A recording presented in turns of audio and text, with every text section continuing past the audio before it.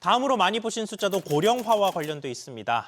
아무리 노인이 늘어난다고 하지만 여전히 우리 사회의 경제 활동은 30에서 50대가 담당하고 있습니다.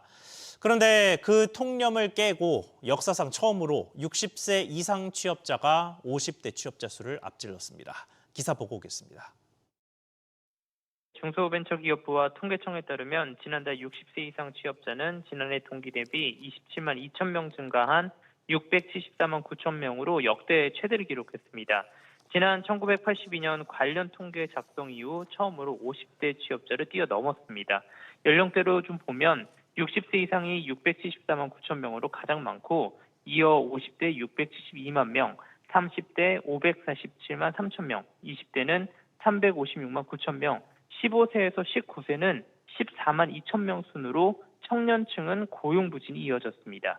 지난달 전체 취업자 중 60세 이상 비중도 23.4%로 역대 최고로 50대 취업자를 처음 넘으면서 전체 연령대에서 1위를 기록했습니다. 올해 7월 부동산업을 제외한 창업기업은 9만 5천 개로 지난해 같은 달보다 1.5% 증가했는데요.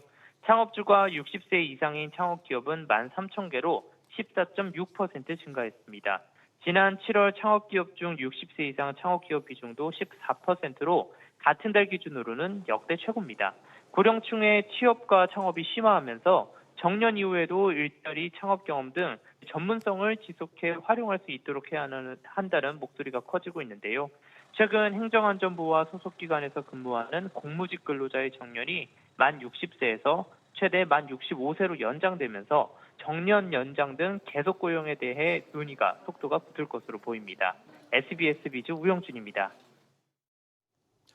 이렇게 고령 취업자가 늘어난 것 역시 연금 삭감자가 늘어난 것과 같은 맥락입니다.